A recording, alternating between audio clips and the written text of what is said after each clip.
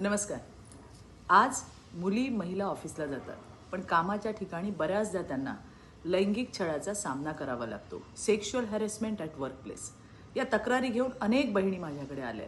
त्या बहिणींच्या डोळ्यातली जी भीती मी कधीही विसरू शकत नाही. त्यांचे थरथरते हात, कापरे आवाज, डोळ्यातून वाहणारे हतबलतेचे अश्रू आज पुन्हा सगळं डोळ्यासमोर येते. काही तर इतक्या घाबरलेल्या होत्या की बोलायला सुद्धा तयार नव्हत्या. आणि तेव्हाच मी ठरवलं की ही फक्त फाईल नाही, हा लढा आहे. गेली अनेक वर्ष हा लढा मी लढतीये.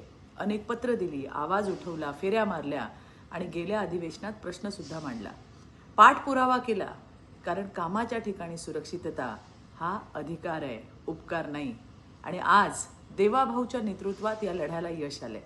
राज्यभरातील सर्व शासकीय, निमशासकीय आणि खाजगी 90% महिला, 80 ते 85% म्हणा तुम्ही, खाजगी कार्यालयांमध्ये काम करतात. आणि त्या ठिकाणी मग कामाच्या ठिकाणी महिलांचा लैंगिक छळ प्रतिबंध, मनाई व निवारण अधिनियम 2013 म्हणजेच पॉश ॲक्टची प्रभावी अंमलबजावणी होते किंवा नाही याची तपासणी करण्यासाठी 30 दिवसात विशेष ऑडिट करायचे आदेश देण्यात आले.